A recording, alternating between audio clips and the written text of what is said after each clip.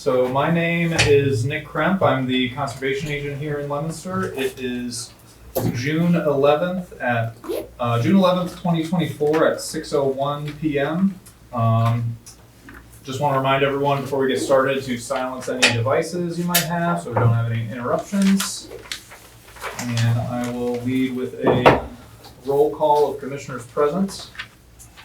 Bob Seacard. Here. Nick Venti. Here. Mike Seeke. Here. Stephanie Quinlan. Here. Rich Gullick. Here. And Chuck Raymond. I am here.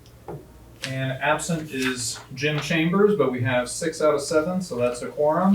And I will pass it off to my chair, Chuck Raymond. All right, thank you, Nick. Welcome, everybody. What we like to do is to, right before the regularly scheduled hearings, is open it up to anybody here who is not here for one of the hearings to ask any questions of us or get any more information. I assume you're all here for a hearing, so we'll zoom right past that agenda item. Thank you. And I'll just make a note for the record, we do have Jim Chambers present. All right. Okay. Aye. Here. All right. Excellent. All right, first hearing, I'll go ahead and read it into the record. Pursuant to Mass General Law, Chapter 131, Section 40 of the Massachusetts Wetlands Protection Act, the Leominster Conservation Commission will hold a public hearing on a notice of intent for the construction of a single-family home. Address, actually, shouldn't that be 2 single-family homes? Yes, it should. Okay, Yes. construction of 2 single-family homes. Address 699 and 711 Willard Street, map and parcel 398-28A, 398-28B, and 398-27A. And no DEP number yet. Sir, if you will, introduce yourself.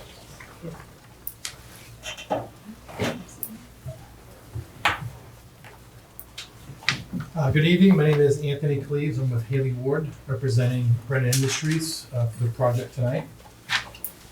So as I provided a few handouts, the project is for, as we mentioned, 2 single-family homes on 2 lots on the west side of Willard Street. You'll have an 8.5 by 11 printout of the Leominster GIS there for reference if you're unfamiliar with the area, but these are a couple existing lots that are in front of and in between, if you remember, there was a Castle Land subdivision, what was called years ago, at the very end of Willard Street. Multiple lots, like an old gravel pit. So these lots are kind of in front of that, in between Samoset Drive and Candlewood Drive, so it's nestled between those. So as you see on the screen and in front of you, you have a black and white copy and a colored copy. Some of the details don't come out as well in the colored version, so I give you both there. So we have wetland system in the rear of the lots in purple. What we tried to do is keep the houses forward, staying in line somewhat with the houses that exist adjacent to that, to the left or south of those properties. On the north side or right side, looking at the plan, there is a New England power easement, which kind of restricts what we can do with the house placement. So we had pulled the house on the right as far as we could to stay out of that easement. The plan that was originally submitted kept the house to the left of that in line with that, which all lines up with a couple of the houses that exist to the left of those. Based on the site walk that we had this week and some comments there, asking us to see if we could pull the house on the left forward. We did do that there. As you can see, it really doesn't seem to hurt the project.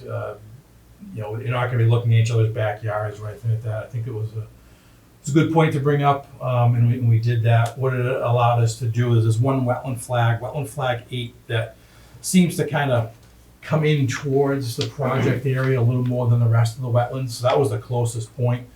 The last version, the limit of disturbance was about 12 to 13 feet away from that, and now we're 20. And I added that dimension on the plan so you can see that. The houses themselves, the majority of the entire driveway is out of the buffer zone, so it's really the homes and then grading for the backyards in the rear of the houses that are in the buffer zone. just to bring it out, you may not pick up on it, just looking at the contours, but how we graded the backyard. So we have kind of a flat area right behind the backyards. We have a walkout basement to help transition the grades to reduce the extent of grading. And then the slope that we show coming off the back down to catch the grade in the rear, we show that as a 4-to-1 slope. So the contour is a little more spread out. Many times we'll try and go to a 3-to-1 slope, which is, it's still stable, but that'll return you back to the existing grade quicker. 4-to-1 slope is a little easier to maintain. It's more mobile. 3-to-1 slope, you never really touch it.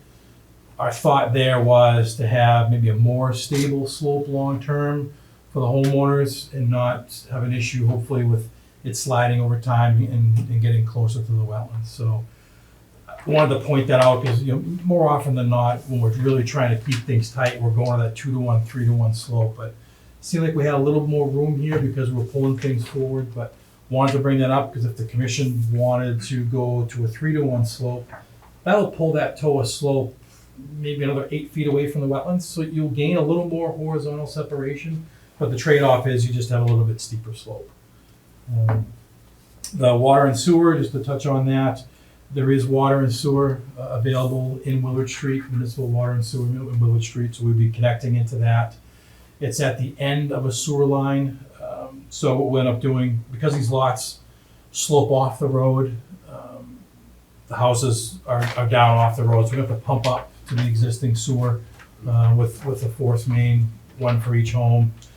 City requires you pumping up to a manhole and then go by gravity into the municipal system. So that's what's shown there. There's a manhole on the property line. Water line as well. The water line doesn't quite go all the way across the lot to the right. So we have a water line going across the lot on the left with an easement. Also to point out, we're proposing to reconfigure these lots slightly. You can see it maybe a little bit better on the GIS, but on the GIS, you can only highlight one property on the GIS, so it's the bigger L property is in red. That's 699 Willard, that's the one on the right that wraps around. To the left of that is the other lot. And then to the left of that, there's a small parcel of land that's adjacent to what looks like a right-of-way. So that's a parcel of land that was left over as part of the Castle Land subdivision. It's about 30 feet wide. You can see it there. Yeah, thank you, Nick. Perfect. 30 feet wide. So that's its own separate parcel. So what our client, the applicant, is looking to do is include that 30-foot wide parcel with all of the land. And that allows us to get be further away from the New England power easement. It allows us to shift everything to the left a little bit. If you can see it, there's a thick black line that goes right through the left edge of the left house. Exactly, thank you, Nick. That's the existing property line. So if we stayed with the existing lot lines that are there now, that house would have to move over about 17, 18 feet, which pushes everything over. And we can't build a house in the New England power easement. So that pushes that house back. And we wanted to try and stay away from the wetlands as much as we could. So, hopefully, if we get a favorable decision from the Conservation Commission and the developer continues to work out the sale of the property, our next step would be to the planning board with an A&R plan to reconfigure the lot lines so that we can do what we have here. If we couldn't reorganize that property, that house on the right, unfortunately, we pushed back probably about 20 feet further back, and I don't think anyone wanted to see that. So, Mr. Cleves, what are you asking us? Are you asking us to prove this, and you don't already have legal, the client, legal access to that 30-foot property, or they do? so they don't own the property yet. Right. So there's a purchase. So they don't own any of this property. So we can't, okay. So you absolutely can prove it. Yep. This is they have a purchase and sale to buy all the property. Yep. So if planning doesn't agree with you, then you have to reconfigure the plans and then come back to us. Absolutely. All right. Yep, 100%. Yep. So we're planning for the best case scenario, I think, for all of us, and we're very hopeful and optimistic that this is the way it's going to go. We have notes in the plan that an A&R plan is required to do this. If for whatever reason any of this changes, we're absolutely sitting right back before you to hopefully, show you what happened. But this is the way we want it to go. We think it's the best situation, to pull away from the wetlands. So we didn't want to show you something that we're hoping is not gonna happen. This is what we expect to have happen. Well, hold on a second. Yeah. Yeah, you all set? Yeah, well said. All right, question for Nick. Nick, should we vote in favor of this proposal? Can we state that it's contingent on the planning board decision, positive planning board decision on his Yeah. part? Okay, We could add that as a condition. all right. And purchase of the property. Yes. I'm And a I, little concerned that we're going to approve something on someone else's property. That So- just seems weird to me. So if I can, it's not uncommon, it's actually very common. It still bothers me. A lot of common things bother me. No, so more often than not, applicants are not the property owner, because people are just trying to sell the property. They don't want to develop it themselves, so they don't want to put the money up to develop it. So you have a developer that comes in that's going to do this. They're not going to buy the property unless they know they can get a favorable permit. So it is more common, I think, than not, that that's the case. So then even We haven't had- if we get an approval, the client that we're working for, they could just sell it to somebody else if they wanted to. Yeah. So that's not uncommon at all. I think the gist is, if the plan changes at all, we're back before you. Right. And that's the biggest thing to take away Right. from that. Which includes if they don't get that property. Absolutely, yep. And that's why we put it nowhere in the plan, that we need an A&R plan in order to do that. We have proposed property line, it's labeled, C note 5, and then we put a planning board endorsed, approval not required, plan is required for alteration of property line. So again, that's why I wanted to bring it up. We're not trying to hide anything. We want to be fully upfront on what we've shown here and what the intent is. Appreciate that. And you saved me having to ask the question about the town water and sewer. Appreciate that, and I appreciate the effort of moving that house forward. It was a good comment. It was a good comment. That's all I had. Jim, you had something? Yes.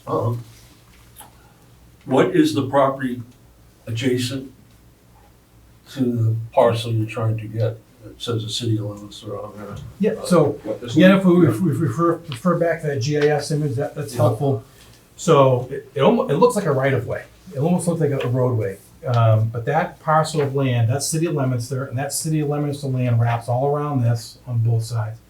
That's an open space parcel that was part of that old Castle Land subdivision. So all of those lots that are behind there were part of a cluster development. So they were reduced frontage, reduced area lots in exchange for large open space. And then once that was completed and the city took over the subdivision, the city of Leominster got that land. So it's city of Leominster land, intent being open space. When I was a gravel pit, I used to ride my mountain bike. Yes, yep, absolutely right, yep. I just have one more question about right now. The location of the propane tanks and how do you propose to fill them? Yep, so it's, the truck would probably, come down the driveway and pull their hose out around and fill it up. And it's a long distance. Yep, and it's, my in-laws is the exact same way. And then you're saying they're below ground, so what's the water table at those? So these lots, there's a lot of fill here. So if you look at, say, what's where the propane tank is, for example, the finished grade is a 514, the existing grade is 510. That's a 4-foot fill in the backyard there. Will that be a vaulted tank or just? No, it's liquid propane, so it's your standard, 500? probably the 500. Your standard residential buried propane tank. Unfortunately, there's no gas available in the area, so this is becoming more of a standard we're finding with a lot of the newer home constructions without gas. Steel tanks? No, I believe they'd Fiberglass? be fiberglass. Okay. So no need. But I'm not sure. I think you can get different ones. That'll be working with the propane company. Well, I think that depends on the vendor of the gas. Right. Understood. They're standard per code. I would no. In this case, if they were to be steel, would they require cathodic protection? Yeah, I would assume. That's all NFPA, Okay. fire protection code.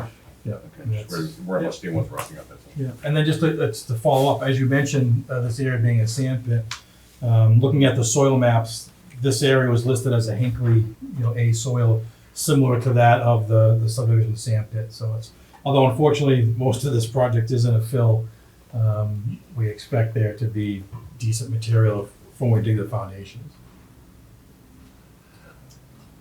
You all set, Jim? Could you, again, so the water tank, did you drill down or Yeah. anything? There's no, so, I'm just imagining these tanks floating out of the ground. No, again, the tank's in a 4-foot fill.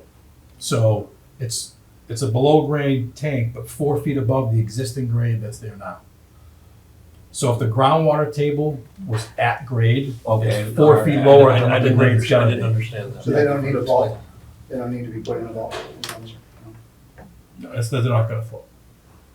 Good question, Jim. I didn't even notice propane tanks. I appreciate that. No, it's good, it's a good question. I've seen it. I mean, unfortunately, a lot of times, we're trying to be better. Years ago, we would never even show an underground propane tank because we didn't even know they were going in. But it's becoming more and more of a standard that we're finding, so we're trying to be proactive instead of coming back with the as-built, and when we have to note what's different, and we say on the notes, or they added a underground propane tank. We're trying to get as much out there at the beginning as we can. You all set, Jim? Yes, I'm apologize, I didn't get to out for the site visit, but thank you No for. worries. All good. Anybody else? Yeah. So, are you gonna have to be importing fill material for this? Probably, yeah. Do you know how much? No, it depends upon how much, top and subsoil there might be to scrape out. But no, we haven't done a cut and fill analysis for that. We usually don't get into that for a single family house though. Anyone who was on the site walk, can you speak to the existing vegetation on the lot? Poison ivy. What's that? And striped, what was the? Some striped wintergreen. Striped wintergreen. Typical, like under. It was upland. It was up, I didn't say, except when we got way down the bottom, there was no hint of any wetland species. It was all up, mostly all upland trees. We maples and pulled oaks. into the area and my first thought was, boy, we're up high. Yeah. For what we normally Yeah, see. It's just down in the lowland. Right, like, It- so, like it looks- topographically. Yeah, Yes. it looks down into that gravel pit where all the houses are. Okay. Can you speak a little bit to the, daylight drains that you have on the back here? Is that for That's the foundation. drains. rainwater? Okay, So it's, as per building code, all houses have to have foundation drains. That's your standard 4-inch PVC pipe that'll go around your footings, and then it just daylights out to the back slope. okay. Is that for like rainfall? Nope, that will be for if there's any groundwater that would be in there. I don't expect water to be coming out of that pipe much at all, but building code, you have to have a foundation drain. Whether Okay. it's, unless you ask Very for a little waiver. discharge is anticipated. Yes.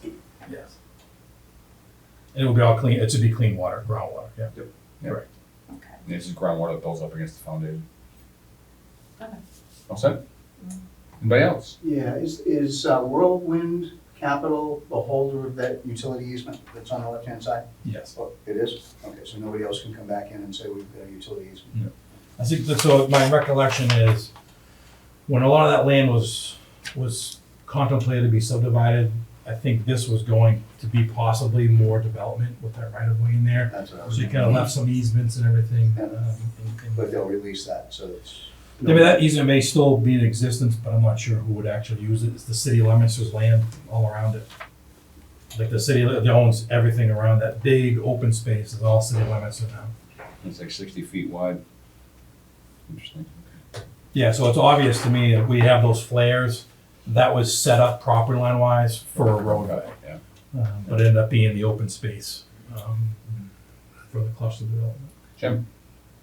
These daylight drains, are there gonna be gutters on this house? Where is the water gonna be directed Yep. to from the house? Yeah, not sure if there'll be gutters or not. There may be, so it's all, as was mentioned, everything pitches to the back. This lot, just everything pitches back. So that roof runoff would go off to the back. Okay, and this is a garage? Yeah. To Correct, yeah, so the Is that driveways come somebody's phone in down. here, or is that outside? That's outside. Okay, all right, just want to make sure. Thank you. Yeah, so again, unfortunately, maybe good or bad, but I mean, the land slopes right off the road. So we're coming down, the driveways will come down and then go up just a little bit into the garage, so the water isn't going into the garage. And then, the intent there of the driveways is to pitch them towards each other and then go across that large flat grass area in between the homes, get some filtering, through there before it makes its way out to the back. Yeah, thank you. Anybody else? No? Okay. I got a question. What's A&R? A&R, it's interesting. A&R stands for Approval Not Required Plan. And so that's a property line plan. So anytime you change a property line, as long as you have legal frontage, if your lot has legal frontage, you have to do what they call an Approval Not Required plan. Interesting enough, you have to go to the planning board to get approval on that plan. So the reason they call it that is just, it doesn't need subdivision control law approval, which, like, take that subdivision behind this, when you create road frontage, you have to do it through the subdivision control law. So since there's already legal frontage, they call it an A&R plan or approval not required plan. It's a great question. That can be confusing. All right. If there are no other questions, we'll go ahead and set a motion to close this portion of the. I would So- recommend we don't do so, that. yeah, because if we're- Oh, there's no number. We don't wanna close No it. number, thank you. I forgot about that, thank you. And plus you have to go to the public, and then we don't close the public hearing, but you do need to ask for Thank you. questions. Okay, thank you. Exactly right. With that then, are there any questions about this project from anybody in the audience? I see none. Okay. All right then, so, Vote to continue. yeah, so with, seeing as how we have no DEP number, I'll take a motion to continue the hearing until such time as we have a DEP number. Yeah, so if we can continue to the next meeting, and then, unless if there's anything else that you need, we'd be happy to try and provide it to you. But if we can continue to the next meeting, and if for some reason we don't have it by then, I'll just reach out to Nick and Okay. just ask for a continuance via email to not take up any more of That's his fine. time if we don't have And that that, number. and that next meeting is June 25th. So then I'll entertain a motion to continue the hearing until June 25th. I liked your first one, make it till it's, we have the number.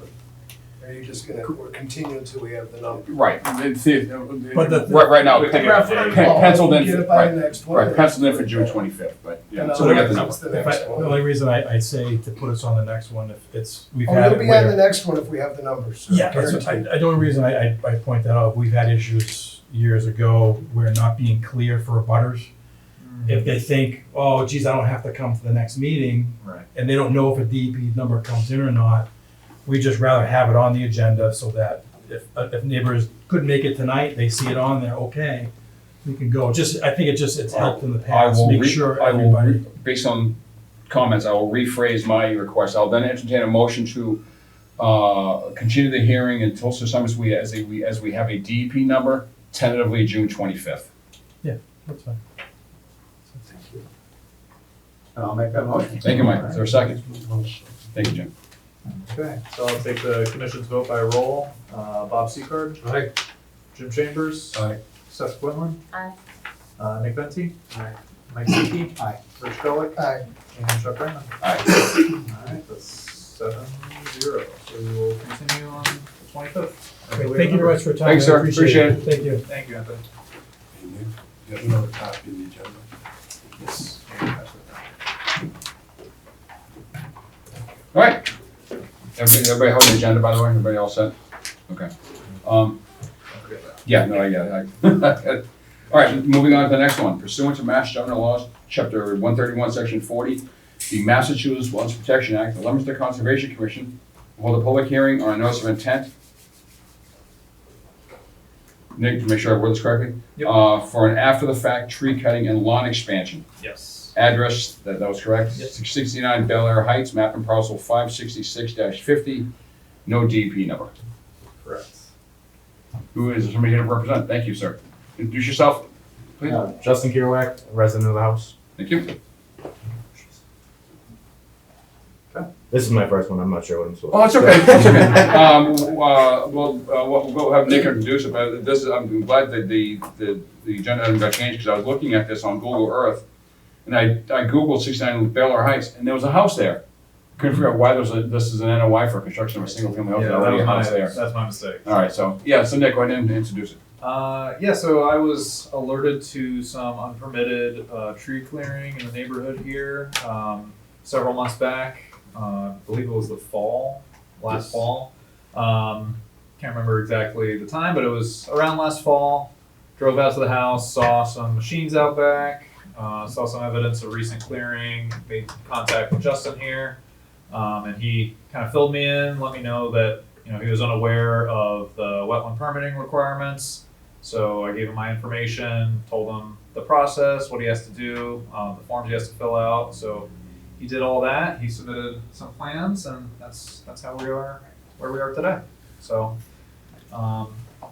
Justin had told me, and feel free to correct anything I'm saying here. He told me that he was planning on clearing out a portion of the back, as represented in the yellow here, of some dead and dying trees. And at the time, he was planning on constructing what would be a seasonal ice rink out there for hockey, skating, things like that. He has since withdrawn that plan. It's just going to be basically a lawn expansion with a little fire pit area, just kind of extending the area of the lawn back into this lower part of the house. There's a hill that comes down off the street, and then this whole lower part was all wooded. So basically just a lawn expansion and tree clearing. Where's the wetland? So That's up in the corner. you can see some of it delineated right here. This is DEP wetlands on the GIS, and then there also is a existing drainage coming off the road here that is an intermittent stream. Matt Morrow flagged the wetlands. Here we go. That's a better picture of it. So there's the drainage coming off the road. Any feel for where the 100-foot border is? I would say the entirety of the site is within 100 feet of either this drainage or within Oh, all right, this drainage. Yeah, right, okay. What's the orientation, north-south? All right, Uh, where's Willard Street, I guess? It's would be above that right now. yeah, Willard Street's up here. We can go on the GIS and I can see Willard from the back of that pool. so we're down in here. Yeah. We have a very recent satellite image. Make me dizzy. Yeah. There we go. So this is 69 Bel Air. You can see the access for the machines down here, and this is the cleared area. So we have some drainage coming off the road here between these two houses that kind of wraps around the property, and then another little intermittent stream and associated vegetated wetland that flows through this side.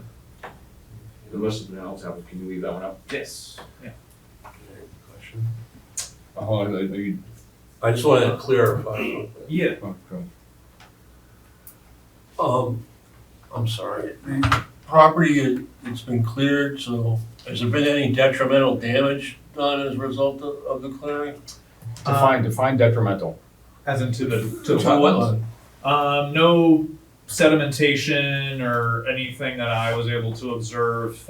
Everything is all just buffer zone work. There's a stone wall that runs roughly along the property line here. So this isn't exactly accurate, this wetland boundary, but there is a wetland on the opposite side of the stone wall. So all the work is south of that wall, and the wetland is just north of that stone wall along the property line here. And I don't believe the surface water would flow across that wall. It's going uphill to the No, last yeah. few feet. It's on a little mound. Berm. Yeah, berm. So it was a recessed area that would have been convenient for the ice skating rink. Yes. Yeah. So that's basically my end of it. If there's anything like I missed there or anything you'd like to add, Justin. No, I mean, so my final intentions, I mean, you're pretty much looking at my inheritance right now. So pretty much just trying to add property value to it by clearing down there. There were a few dead trees that became a safety issue where we had a little fire pit kind of closer towards the pool there. It's the house is on like a 3-tier property, so it's single level ranch. The pool is down probably 10 feet on a flat backyard there. And then we have another drop down probably 10, 15 feet, that lower yard. So I wanted to clear an area, fill it, to level it, loam the top of it, seed it. And then with that road there, my original intention before, I knew it was wetlands, is I was planning on putting asphalt regrind, assuming that's probably not gonna be passable, but I would like something to compact that hill tighter. The dirt just washes down as the rain comes, Mhm. the rain, snow. When you say you knew it was wetlands, are you referring, you knew it was wet soil, or you knew it was regulated wetlands? No, so before I knew it was any sort of wetlands, it's shocking how dry that area is down there, actually. That's why I never even came to question that it might have been wetlands. So do you understand why you're in front of us tonight? I do now. And in terms of our charge to protect the integrity of the wetlands in the city? Okay, all right. Just want to make sure that you, It was not easy to recognize. you've been I'll there? agree with Oh, that. yeah, if I were there, I would have done something similar. Wouldn't have been ice skating, but I would have. Yeah, I did following- think the trees were healthier than suggested. I didn't see any insect boring on the crosscuts, as we mentioned, just on the outside. But they're not my trees, sir, they're your trees. So that main one so there was one big stump there. Originally I had no intention of taking down that tree until about maybe 20 feet up, it had broke, Big limb branch broke. came out. I don't know if you'd seen the one, big chunk taken out of it. But that, if I was gonna put a fire pit down there, that one would have been a safety issue for me. So I was like, okay, I'm here with a chainsaw. Let's drop that one. The stump is still in the ground. I started trying to pull it, but the machines I had wouldn't move it. So You can actually see it. you can see the hole kind of dug around it right there. Fire pit on top of it. No, I tried that one before. I know ground fires are a real thing. So Yeah, Yeah. I don't want to do that. Interesting. All right. So you're basically coming before us for a lawn expansion, and that's the other part that I missed, just bring in some fill. Again, this is all buffer zone work. There's no filling of actual wetlands, but just kind of flattening out this area, making it more usable as a yard. correct. There's 25 to 40 yards of fill down there right now. Probably only needed another 50 to kind of make it square. And then, like I said, plan on looming and seeding the top, putting vegetation back in, so any rainwater would kind of be drawn up through the grass a little bit more than having a mud pit. Right. All right, so I have not been to the site, so anybody that has can speak much more intelligently than I can. I'm sorry, was somebody over there, It somebody have a was question? Richard Mike, we're over there. Just wrote you, Rich Michael. Yeah. Joe? Just to clarify, you said you've already brought build material Correct. in. It's all from Powell Stone and Gravel, and I've already reached out. They can supply any, that's the word I'm looking for, sourcing sites for it or anything like that if needed. And you mentioned that when it rains, there's a lot of runoff. So just coming down, you can kind of see right next to the stone there, maybe you can trace like the road a little bit. But so that road, just now that that's the main slope, it kind of started to wash dirt down. So I wanted to get something more stable there, whether it be, dense grade or 3/8 stone, something like that, just to hold it together to stop any sort of washout rundown. Before that road was built, what was there? That was already kind of a path, pretty much. That's how we got down to the lower yard. I took, I think, maybe 2 trees out of that spot just so now I could get the backhoe down there to get the work done. Mike and Rich, so you've been to the site, what are your thoughts? You wanna go first? Yeah, I agree with the homeowner that I don't think it would have been an easy determination that there was any wetlands down there. Okay. Even the signs of an intermittent stream, it's been pretty wet lately, and nothing was I think extremely soggy. I would have had a hard time identifying it as anything to do with wetlands. Okay. He's got ferns, so do I on the top of Carter Hill, Yeah. above the high school. Yeah. So I didn't mean that much. I wouldn't have necessarily recognized it beyond the stone wall. Yeah, That once every so often something flows through. and of course, there will be runoff on that road, but once he gets it seeded, and that'll absorb up. I mean, it's just because there's a bit of a hill there to get down in there. So this looks like it doesn't show any loam down there. Currently, there's none. So I still have more fill to put down it because fill. No, but I thought you said, you said fill, I thought you said loam, sorry. So I So that's all. the fill, the level, and then the loam to cap it. To seed it, I'm not gonna seed fill. But the loam isn't there yet. No, Okay, all right, I'm sorry, I that was is confused. Okay. that is as it is Okay. right now. Okay, No, it stopped. Yeah. Stopped. I asked him Okay. to stop at the time that I That's fine, that I that's canceled fine, first. okay. Alrighty, So back going on to the site visit, had this come to us in the proper order, Mhm. I would have said no problem. Exactly. I agree. If it got past the request for determination of applicability level, Right. which it may not have, because once Matt got out and did flag something. so Matt has been out there? Was it Matt? That's Oh, that's right, fine. so you showed the. Yep. You showed the flags, alright. Any thoughts on, because again, I haven't been to this, I'm sorry, Yeah, Bob, I time didn't see to you. fall off. I apologize. Yeah, Oh, I'm thought. just looking for the delineation for the 100-foot buffer zone. Well, they were basically said that more, with the intermediate stream on one side and the wetland on the other, it's basically all within 100 feet. Mhm. Is that including the house? It's mostly on the one side, right? Or at least the intersecting sides? It's not like you're on opposites. So that map, the GIS didn't even show. Like, I'm pretty sure that culvert that runs under the street is just the runoff from the water tank up on top of Leggett Hill. If I remember when I was still at the water department, I think that's what that ran through.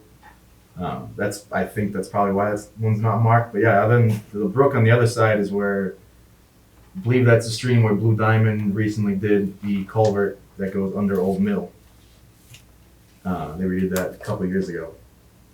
But like, so that brook in that area, I've never even noticed running. It took until Nick coming out where I noticed, oh, hey, this might match up here. So this is where that brook Yeah. runs roughly. It just kind of drains the surrounding neighborhood. Alright. It starts not too far to the west of here. Guy on Willard Street. That answer your question? Going through is- Yeah, so basically the whole project that he started is in the buffer zone. Yeah. Mhm. Yeah.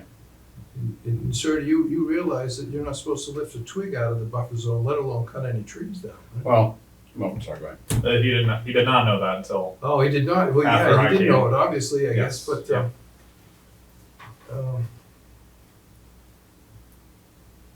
This happens a lot too.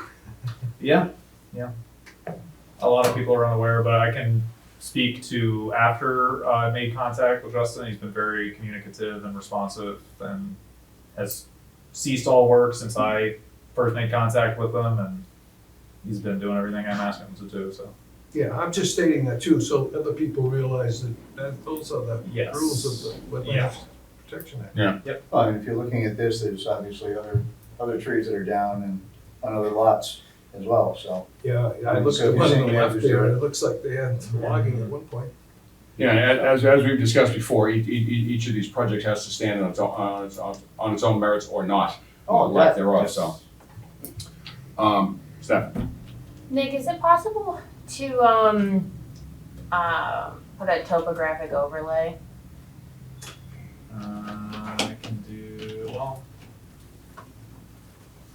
Reasonably steep drop, there's a drop to pool, swimming pool, and then another drop to this lower area with the active work. I'm curious.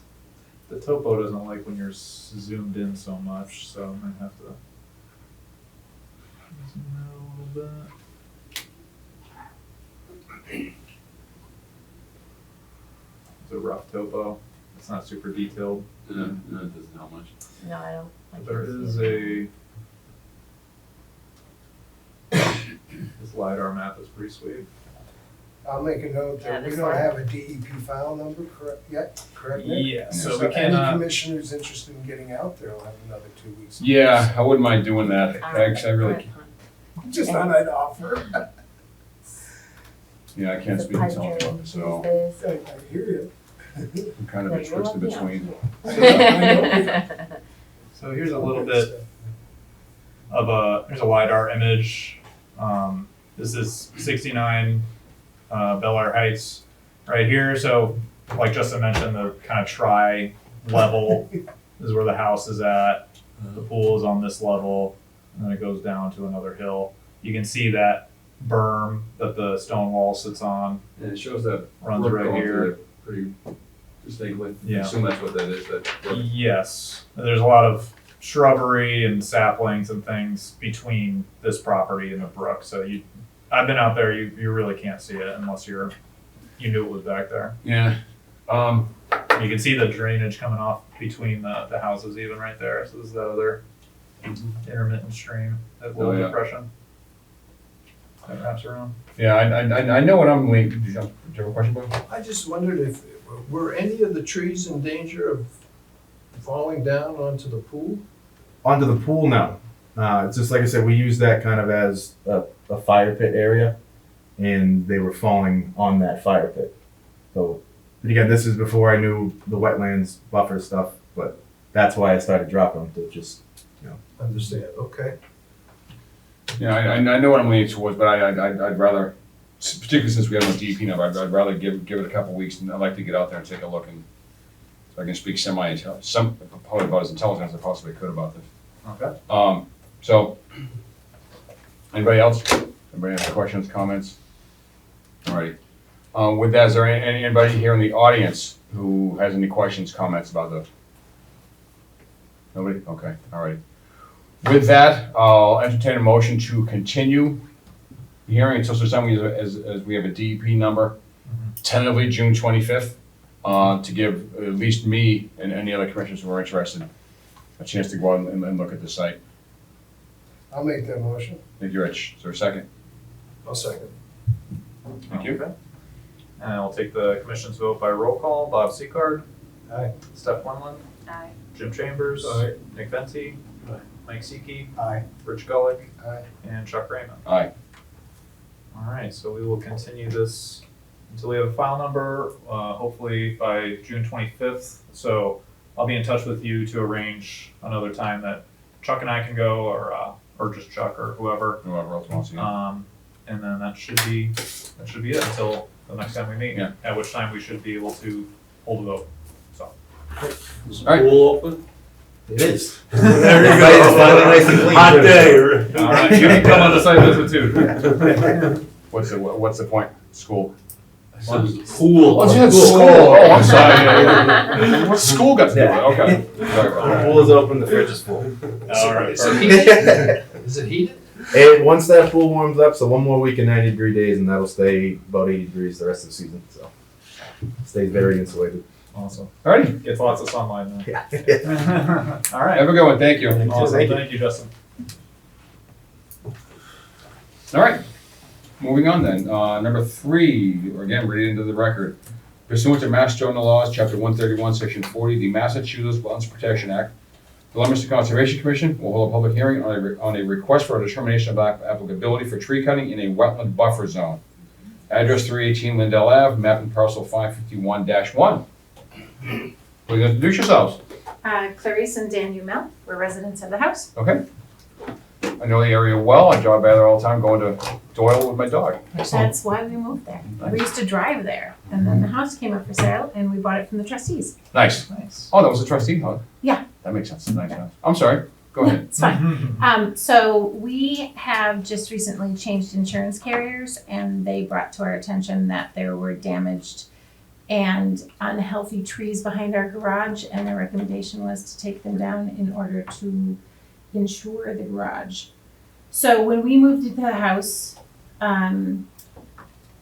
there was a giant field of Phragmites between the garage and, sort of, I think it was 40 or 45 feet. And so we started maintaining the wetland because the Phragmites are invasive. So my husband would go out there with a golf club and take them down to Not a avoid, golf club, one of those. one of those golf cutters, Site. Yeah. to maintain, to There- keep it from spreading. I hope it was a driver. It was a driver. That's what we call it at our house. Anyway, so we've always maintained the wetland for health and have never touched anything there. But before we moved there, it was vacant for a long time. The nuns lived there from the Druid Country Day School. And so a bunch of weed trees came up. So that's a big clump of trees that are not healthy. There's one right behind the garage that's half dead. And then there's another one on the street side that's a big old oak that's 90% dead, and then there's some crazy tree, I don't know what it is, that because of the other trees grew like this, it's got two arms going. So those are all, that's the clump of trees that is of concern because they're all sort of on top of each other and not terribly healthy. There's one recent growth of a white pine that is healthy that we're happy to leave, is not of concern, but the 5 trees that are there, there's a slope that goes down directly into the wetlands, which is where those trees are. And there's a easement that goes under the road for the wetland, for the water. And that's a little beyond there.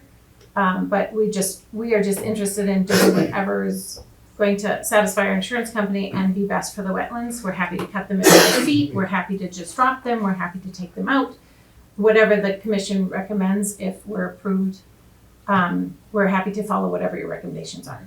And just to make sure I know where I'm looking, so Lindell's up at the top? Correct. And Abbott's over on the right? Yes, that's Okay. the east side. Okay, all right. And pines and oaks, you said, It's oak and and something you don't. something undetermined. We call it the Y tree because it looks like a Y. But we have photos that we took. We had my husband marked all of them. We took the photos of the trees themselves, and they're not in good shape. Okay. And so we've lived there for 11 years. We've never even thought about them Okay. until our insurance company made us think about them. Next just question. Mhm. How'd you know to come in front of us? The M&M tree people who we called to give us an estimate said, you need to go in front of the Conservation Commission. Send a letter to M&M Tree. So Tell them to they, educate their friends. Curtis Nikitas, that's my guy. they were That's lovely right. and, Yeah, and we yeah. were really pleased with how he approached the land. And We run into this all the time with people cutting trees and had no idea. So that's why, Well, I asked you that question. when we bought the land, we knew it was wetland. And Okay. because we're members of the trustees and it was important to us, Yeah. we're in the know on that. Remember the trustees too. So that's why we're here. All right. Excellent. Any, I don't have any particular thoughts, questions. Bob, you raising your hand? Well, I'll commend them, I commend you both for, coming before us. As you can see, before lots of times we have to tell people to stop, hey, because they don't know, Right. not everybody knows the rules, but I frequent that area quite a bit. Got stopped for speeding on some of them. It was probably our fault because we call a lot. But I have to I take my hats off, everything, to how much you've protected that area over there. You can see that you're very green people. We go every 2 weeks at this time of year and pull all the Japanese knotweed. There's nothing else we can do because of the wetland. We don't want to use any pesticides, but we just go out and pull them because All it the way down weakens at it. them all the way down at it. Oh, And then interesting. we bring the 4 garbage bags over to the trustees and Shane lets us put them in his trash. I did visit the site today. You did? Yeah, can I ask you, is your intention to remove the stumps? No, we don't need to remove the stumps. We can ask them. My inclination is to have them leave the stumps. I'm happy to leave them 5 feet high. I don't care how high they are. But we don't need the stumps out because it's just wetland and we like it that way. I have no further questions. I'm happy to leave that at their decision, All right, okay. not ours. Okay. Can we fell the trees or do you want us to take the trees out? Can we just fell them and let them Oh, leave them? degrade or, Honestly, I was watching something on TV a couple weeks ago where they were intentionally dropping trees into a stream.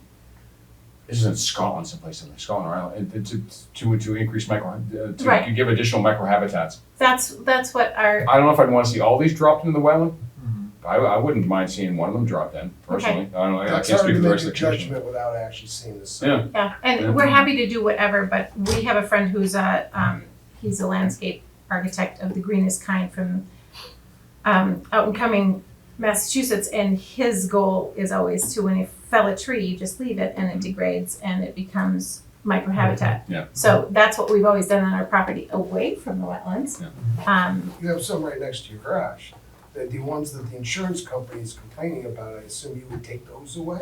Right, that's the question is can we fell them the other way away from our garage and leave them in the wetland, or do you want us to remove them? Have to see the site, Nick. Yeah, I really have no preference. Like, my thoughts are similar, like you said, like, if they were to fall naturally, they might just fall in there anyhow, so. Yeah, they're leaning this way, we'd like them to fall that way. I think as long as we're not removing stumps, No. We have no interest in that land. I mean, it's probably, we have an acre of land and I would say 3/4 of it is wetland and we bought it knowing that. Just one quick statement, don't forget, this is just an RDA. Yeah. This isn't an NOI, so we're not looking for any kind of requirements here. This is correct. Good Yeah. point. So we were looking for some type of determination for an RDA, that's all we're looking for. Anyway, Jim, Oh, I was just gonna say that if you left it at 5 feet, that would support the birds that bird cavernous nests and stuff.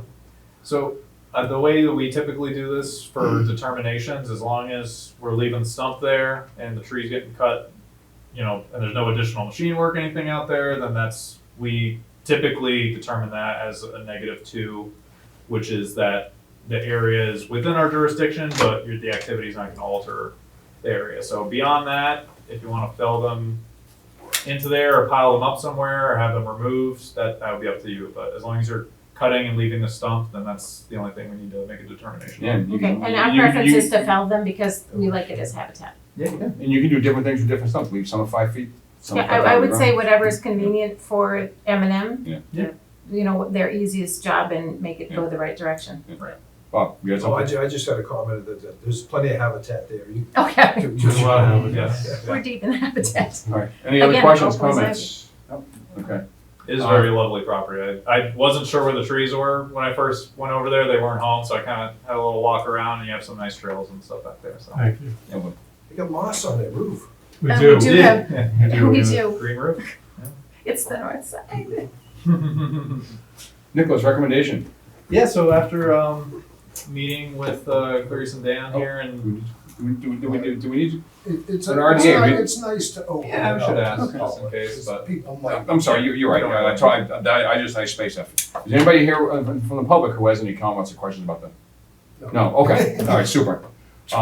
Good, all right, Nick, recommendation. I would recommend that the commission determines a -2 determination. That is that the area in question is under our jurisdiction, but the activity is not going to alter the wetland area. Okay. So. I'll make a motion to, for the agents.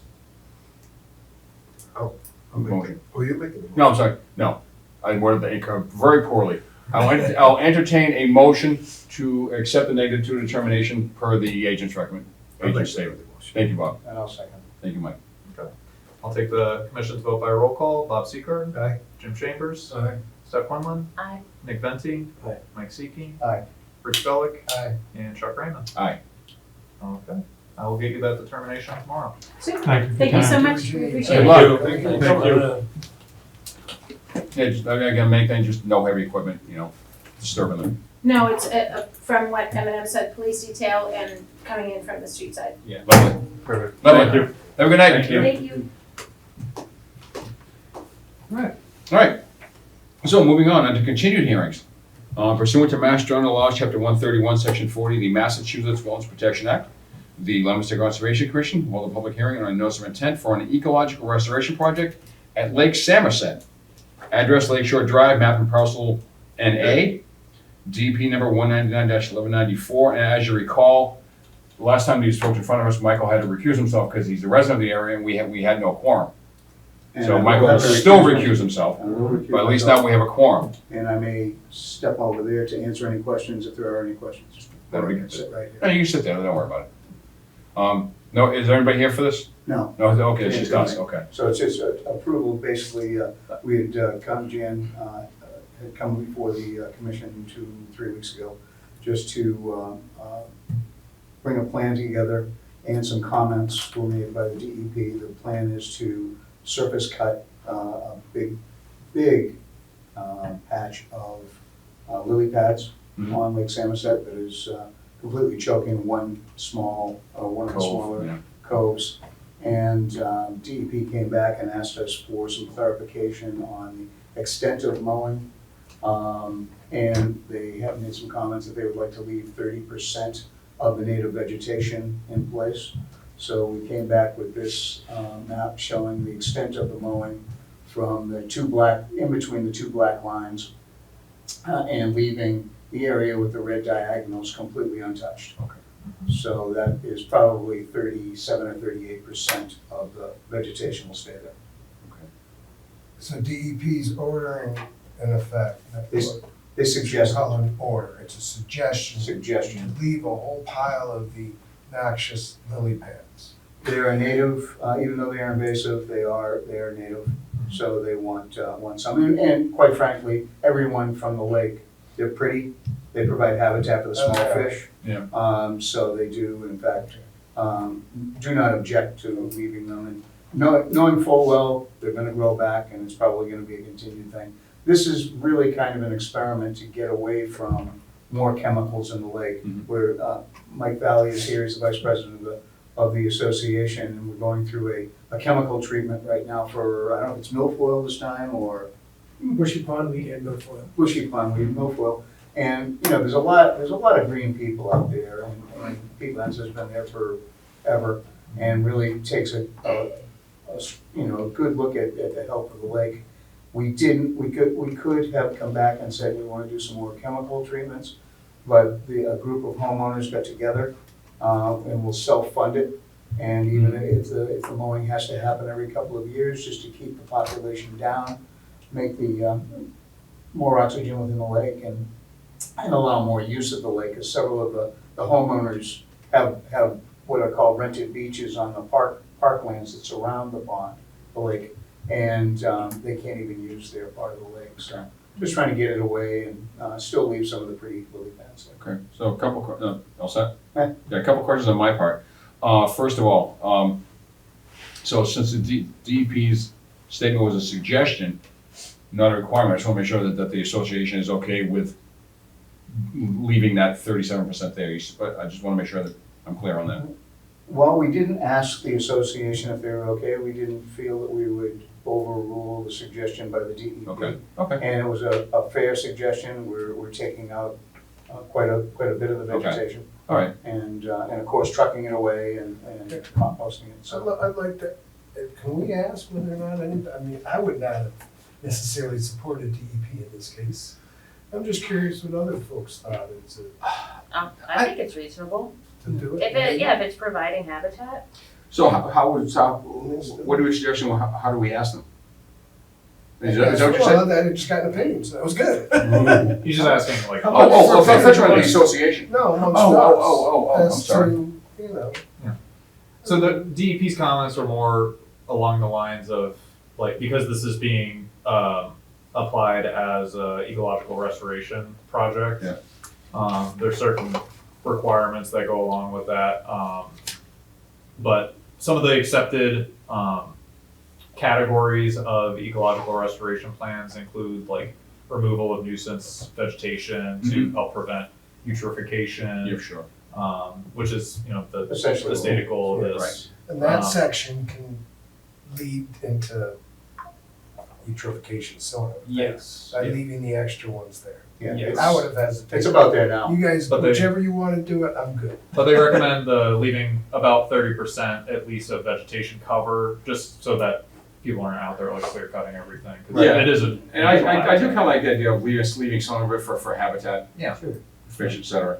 Now, remember, we're not pulling them out, they're cutting them how Right. far below surface? Couple of feet. Well, maybe. the mower itself only goes down 5 feet, so That's it's it, they'll be not back. gonna in touch the weeks. bottom, so. Yeah. How deep's the water? 12, 10. If it gets down where the red area is, it gets pretty shallow, so we wouldn't want to go in there anyways. I live near there, but I've never seen boats. You have boats on it? Right now, it's strictly small electric motors and paddling. Okay, because an outboard will get all hooked up and. Yeah, well, yeah, I mean, there used to be. They mentioned in the plan that they presented here, they mentioned the banning of motorized vehicles like several years back. 35, right? Long time. Long time ago, yeah. And it gets hard to paddle. Well, it gives people the creeps. Paddle. Yeah. There's a lot of paddle borders, and to get off the dock and get into it and then go off. So it's very quiet and very, very green over there, so this I don't think is gonna hurt anything. You know, it's kinda sad because the flowers are beautiful, but after the flowers are gone, then. Yeah. And one other question, sorry, one more. You mentioned milfoil, is that Eurasian milfoil? Yes, It must be the invasive variety. Yeah. Yeah. Okay. which came from the boats, when boats were allowed there. Yeah. Correct, yeah. All right. Nick, you have something? Yeah, I was trying to get at what best practices might be in this scenario at the last meeting. So, It depends on who you ask. If you ask the companies that provide chemical treatment, Right. chemical treatment is the best practice. If you ask people that have mowing, mowing is the best practice. so I was able to find a document by, it was Nasty EP, I think. It was 20 years old. It provided a sort of table of various options and Yes, and we included that. it was subjective. It wasn't very quantitative. Yeah, So like you know, pulling by the roots, you could lower the water level if you have a dam or something like that. and we do that.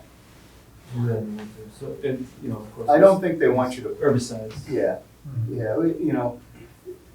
it's important to know that this is really what I consider a test. But because the homeowners are doing it, it's not that the Lake Owners Association doesn't approve of it, they've supported it. But this is kind of a test to see how effective is it going to be, or is it actually going to increase the population of lily pads, and then you've got to consider some other Right. alternative treatments. So, but I think everybody in the neighborhood that is affected, which is Lake Shore Drive, which is the road that's down the right-hand side. So the left has different issues, but this right-hand side is more affected because they're staring at it all the time.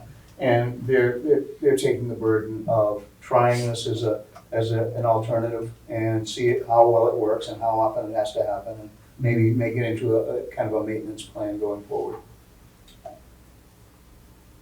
Nasty EP didn't have any insight as to, any guidance suggestions in terms of? Just some suggestions.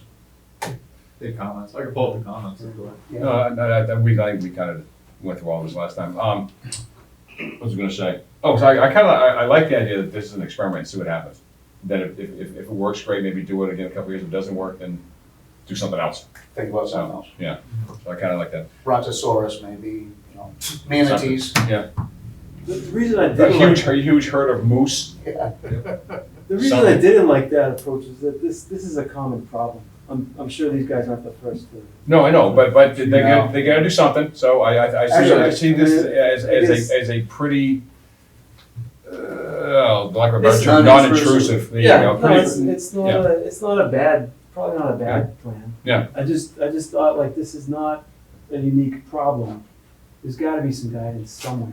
There's all kinds of guys, and like Mike said, you can keep looking and find the answer you want. There are So, state agencies. There's nothing definitive. I mean, there are Nothing some, definitive. And I think 2,4-D is the appropriate chemical for these things, and that's not something I don't think you wanna put that in the lake, Yeah. it's, Yeah. if we can keep I'm not chemicals sure out, I about think that. everybody will be happy. I mean, there's certain things you can't mill for, you can't cut it, it makes it worse, Yeah. sure. So. All right, so like I alluded to a few minutes ago, I think we discussed this pretty well last time. I have no problem, personally with no problem with it, as laid out. Before I ask for a motion, any other comments, questions? Jim? Nick, in order for me to vote, I wasn't here the last meeting. Was there anything discussed at that meeting that I need to know? Yes. Yeah, we kind of went through the whole, Last meeting? the whole thing. Well, you were here for I Jan's. heard when the woman. Yes, at the last meeting, we didn't have any discussion on this. I thought you meant, no, if you were here for the. No, I wasn't here too. Yeah, no, you're good. No. Nope. That's No, we didn't talk about this last That was, hearing at all. the, You got it right there. yeah, that was on May 14th. Yeah, I was here for that. I wasn't here for the May 28th. Everyone We're was good. here except for, Mrs. Quinn. Stephanie was not here, May 14th. Yeah, you missed the last couple, haven't you? Yeah, I wasn't here on the 14th. But you I were was- here last time. No, I was You're not absent. here You're last absent. time. I Absent. was there when this was originally discussed. You were, okay, my Yes. notes are incorrect. Yeah. So you were here for the I whole was there. presentation? Yes. All right, we're good then, okay. Sorry. All right, so unless there are any other Don't take questions, my vote away. comments? Okay. Any comments, questions, from the audience? Anybody? No? Okay. All right, well then, I'll go ahead and entertain a motion to close this portion of the event. Close the public Close the portion. public portion of the hearing, thank you. I make that motion. Thank you, Rich. Is there a second? I'm sorry, Bob, thank you. Getting your names right tonight. Bob, and they're right next to each other. One or the other now. I'll take the commission's vote by roll. Bob Seacard. Aye. Jim Chambers. Aye. Steph Quinlan. Aye. Nick Venti. Aye. Mike Seiki. I can't vote. Oh, That's right. you're recused. And then Rich Gullick Aye. and Chuck Raymond. Aye. Alright, so that's 6-0, one abstention.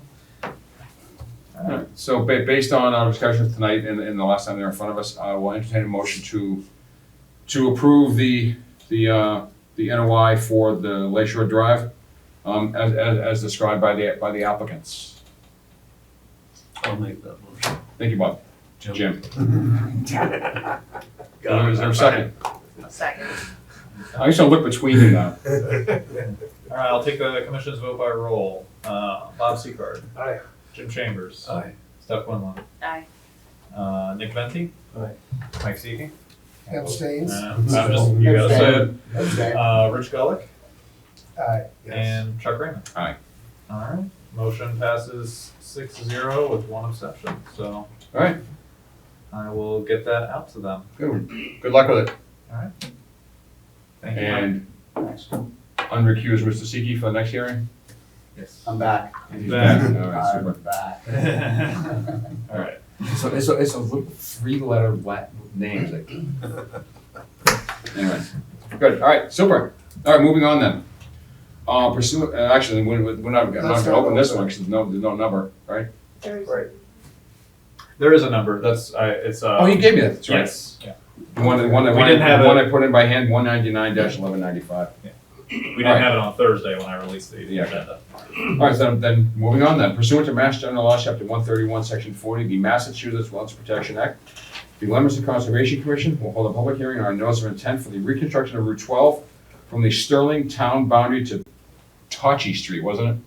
Yes. Tossie, yeah. Tocci, TOCCI Street in Leominster. Address all of Route 12 south of TOCCI Street in Leominster, DP number 199-1195. Hi everyone, I'm Sana Fartushna, Greenwich National Affiliates, Clinton Merger Stormwater Permitting Group. Good to see you I again. was here with you a few weeks ago. Yep. Yes, so now we have the DP file number. Correct. So we're back. And I'm ready for your concerns because DP file number did not have any comments, additional Didn't, comments. okay, They just had a note, which is a standard note that don't forget to apply for 401 water quality, which we have applied Okay. even before that. Nick, we just have the numbers right now. 199-1195. Yes. You about to say something? Oh, I saw you hand go, okay. Thank you. Okay. No, so just to recall, so the major wetland area in this project is Fallbrook going under Route 12. But explain to us again why that's not, we have a Yes, this jurisdiction over it. area is being permitted under the, with the water quality certificate, basically, with the DEP directly, because it's being permitted under Mass DOT bridge exemption.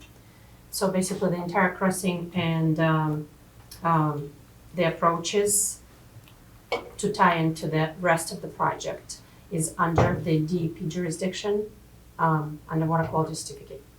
Because Massachusetts bridge exemption exempts a review of certain projects which are basically in similar alignment from review under Wetland Protection Act, from review under Chapter 21, and from review under MIPA. So this is the portion basically that So is exempt. all the work done in and around Fallbrook in that area is basically outside of jurisdiction in this case? Yes, yes, just associated with the replacement of the bridge. Correct, right, exactly, yes. Yeah. So the biggest impact that we are dealing with on this would be the partial fill and replication area that's a little bit out the road from there that we had discussed on. Yeah. When we had opened this. Sometime in May. Yes, Yes. which we are replicating more than we are impacting, just Right. to be sure that it's has a better chance of being successful. As you described last time you were here, Yes. correct? Yeah, okay. All right. I have no further comments, questions. Anybody else? Me either. Was everybody here last time? Long covered. Yeah. Yeah, okay. Well, On the 14th it was? at which time was it again covered? Was it the 14th that it was mostly? I believe that's when we opened it. That was the only time we've discussed it prior to today. Yeah. There it is. I was here that day. I learned it. I have it. Yeah. Everybody is here, so we're good to go. Okay. Just gotta close the public part, Yeah. see if there's any Yeah. questions. Is there anybody here from the public? I Oh, still have. oh, I'm sorry. I asked this last time, sorry if I'm repeating myself too much, but the wider road now, there's more of an impermeable base, so you're taking that much more water and spreading it across, so what's the accounting for how much more water is going to be flowing down the storm sewers instead of just infiltrating into the ground? Yes, so we submitted the stormwater report with our notice of intent, and I believe Danielle answered some of these questions last time, but I can also repeat. We're basically replacing a lot of the drainage system along the project area, and there are some modifications. Basically, they're going to be removing a few catch basins, and then all of the new catch basins will be, replacement catch basins will be treating water better than the current ones, because there will be deep sump catch basins. Yeah. Then there is one leaching basin that is actually within that area, and Coldbrook also provided there, because Coldbrook is a cold water fishery and we had to do at least something. And unfortunately, due to the project corridor being abutted so tightly with the properties and the right of way is limited, we went through a very, very extensive analysis with Mass DP. Even as part of their comments on this project, they were asking us to provide very, very thorough analysis of why we cannot treat any more than we're proposing at the moment. And so it's being submitted to them actually the end of this week. But there's unfortunately just no room for any more stormwater mitigation measures. But whatever we are doing right now, the replacement of the drainage improvements, the replacement of all the catch basins that are being with deep sump, it is meant to actually do the improvements of the runoff that will be entering the closed drainage system. That's it. Jim? Yeah, I'm just, being a DPW engineer, I'm just familiar with the problems. Yeah, with no. the That was a perfectly fine it's question. I a- like it. It is a I like it. That was a perfect good question, yes, it's very Okay.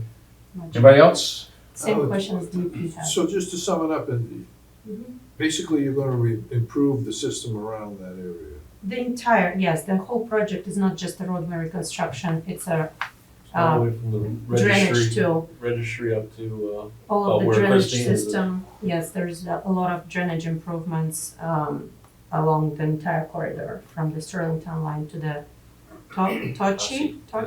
Sure. That one. Close enough. Close enough. We don't know either. Yes. It's our language. I kinda doubt that they would handle another 11 inches though. Everything over. What could? Yeah, what could, but I imagine they bring it up to a certain point. Yeah. You know, within their ability, within the space they have, it sounds like they're making a If it's an good improvement. college effort, Yes. if nothing else.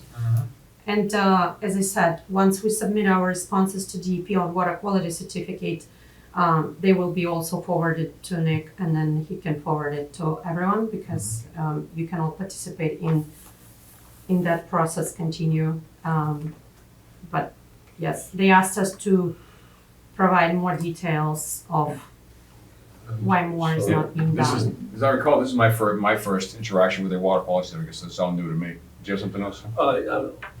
what about curbing? Is it both sides of the road? Every place, there's a lot of places along Central Street that don't have any curbing right now. Are you installing curbing the entire stretch of this project? I would not remember now. I would have to read, but I can, if you wait, I will, because it should be here somewhere. I believe if I'm remembering correctly, there's sidewalk for the whole stretch on at least one side, but not both sides for the entire stretch. So milling overlay, majority of the project, and then full depth reconstruction at the location of the proposed roundabout at Litchfield Street. And the location of the proposed bridge replacement over Fallbrook. Okay, reconstruction record application. 32-foot wide roadway corridor will include 2 11-foot travel lanes in either direction, as well as 2 5-foot wide bike lanes in either direction, along with majority of the project corridor. And then there will be 5 foot 6 inches sidewalk added on one or both sides of the roadway, depending on location.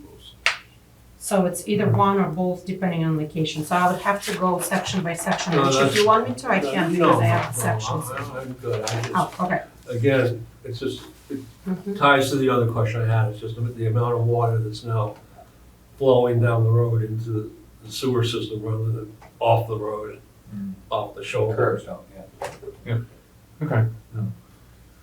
All right, we all set? Okay. Anybody in the public wanted to comment? Questions? No? Okay, good. All right, then I'll entertain a motion to close the public hearing, public portion of the hearing. I'll make that motion. Thank you, Steph. Is there a second? I'll second. Thank you, Bob. You may. That's fine. Ah. So was that Steph that made that? Yeah, Steph and Bob, yeah. Okay.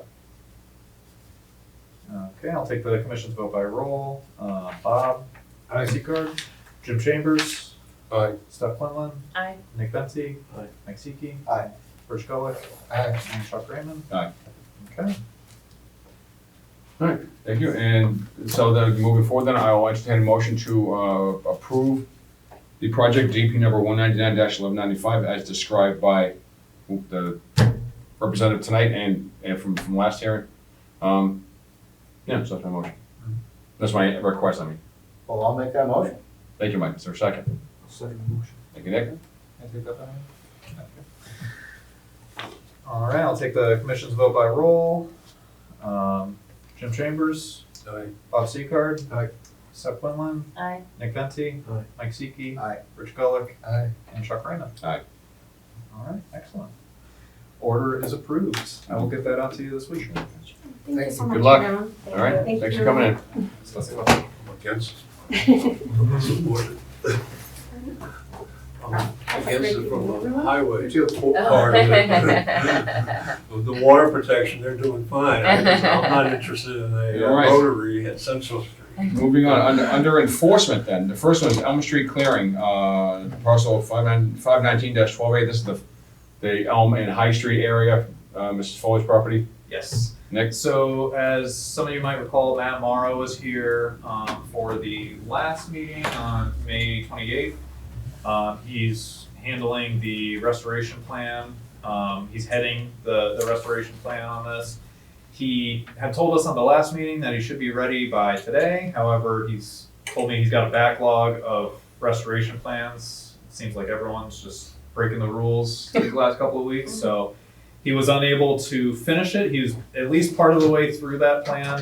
He assures me he's gonna get that drafted that out to me by next week, so I can share that with you. Let's not give any further commitment. Sure, but that's it. So he's just requesting that we continue this until June 25th.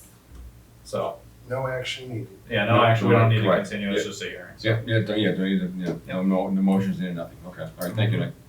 All right, Mechanic Street clearing, parcel 372-3. This is the one down by 190, behind the Johnny Rowe Park. So same sort of situation, except it's Brian Marchetti with McCarty Engineering is the engineer on this that's preparing the restoration plan. He expects to be ready. He would have been ready tonight, but he had a conflict, so he's going to be coming in June 25th. So not ready and no action. Yes. Okay. On June 25th, he will be. Quick sip. There you go. All right, good, thank you, Nick.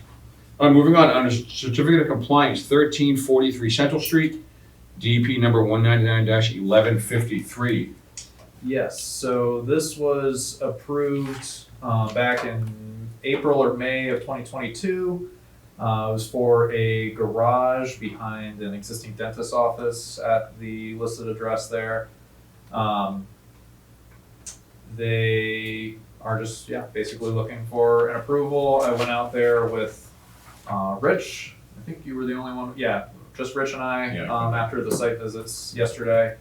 Took a look at it, everything seems to be built to plan, the retaining wall's in. The only thing that Rich and I saw at the time yesterday was they still had the silt fence and straw wattle that was like partially buried under the fill that they had out there under the wall. So I asked the engineer to have that removed today. He said that he would get that done. I went out at about 3 o'clock and it has since been removed. So Some of that was all buried and probably blocking the water flow. Yeah. But if that's been removed, Yeah. that was good. All right, good. all We good. were only Good there request. yesterday. So that's a good point for me to get clarification on. So if the erosion controls are in place, they need to, and you feel that your project is stable, you should remove the erosion controls before coming for a certificate of compliance. Might I'm depend not on the sure. type of erosion I'm not control. sure about that. Certainly, the straw wattles maybe not, but the plastic sheeting, Plastic, okay. that was pure littering if Okay. it was left behind. Yeah, no, that's And just a curious. hydraulic barrier. I would have thought that we would have said, now you can remove all of that. Yeah, honestly, it was always my understanding that you didn't remove it until you got the certificate of compliance, but I could be wrong on that.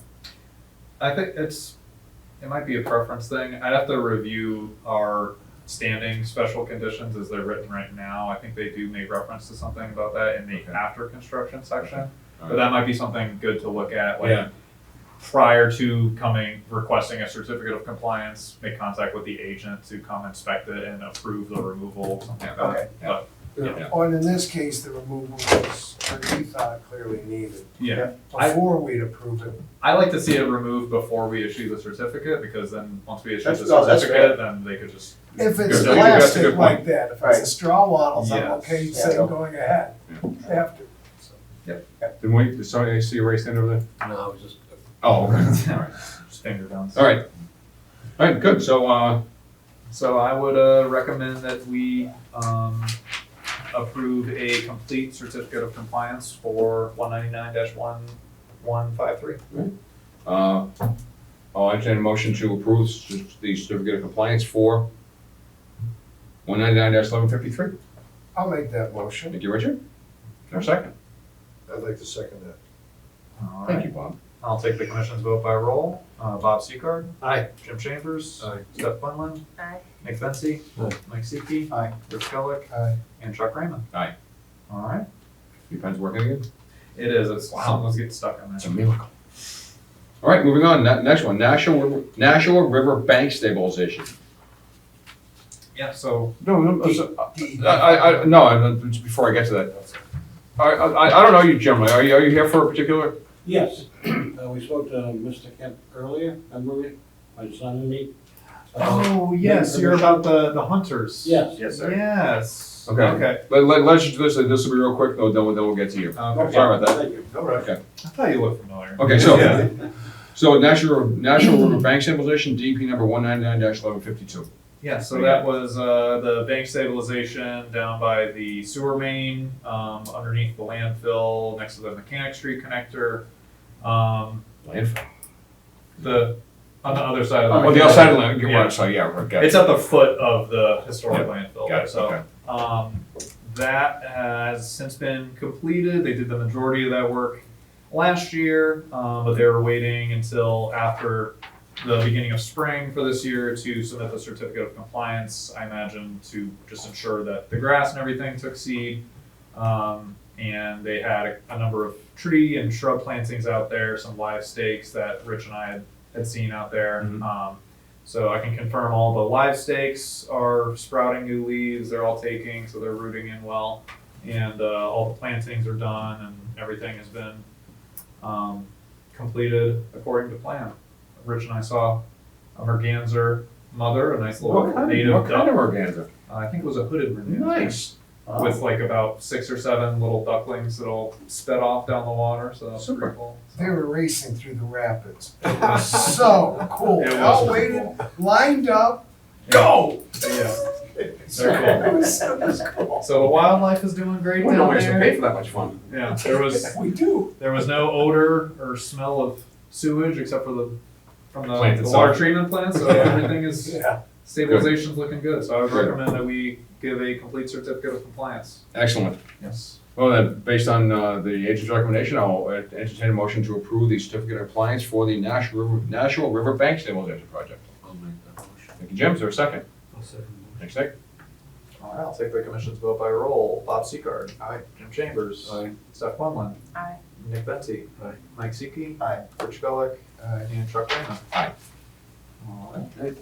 So before we get to meeting minutes, let's get these gentlemen taken care of. Can I ask what, you just introduce yourselves and let us know why don't you come on up if you can? Thank you. Introduce yourselves and let us know what you're here for. We're here to seek permission, written permission. Written- What's your name? I did. Oh, I didn't hear it, sorry. I'm Will Bashaw. He's William Jr., I'm William Senior. Okay. And we're here to get written permission to keep ladder tree stands on city property. I'm sorry, keep what tree stands? A ladder tree stand. Ladder tree stands, okay. Yes, it does not harm the tree. Yep. You just put it up, you put a chain around it so somebody don't steal it. And the Mass Fish and Game says you have to remove the stand 30 days after hunting season. Yep. I'm 71 years old, I got arthritis. Okay. They're heavy. Yeah. So we were asking permission just to leave it there. Oh, so this is on conservation land. Where is? Yes. So it's on Wachusett Street.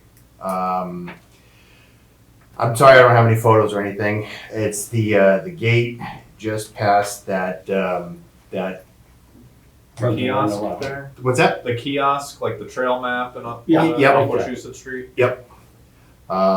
Just walk down the path of, a couple hundred yards and it's in the woods. Yeah.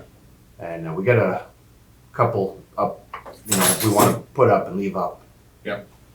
The tree stand itself, is the tree stand permanent?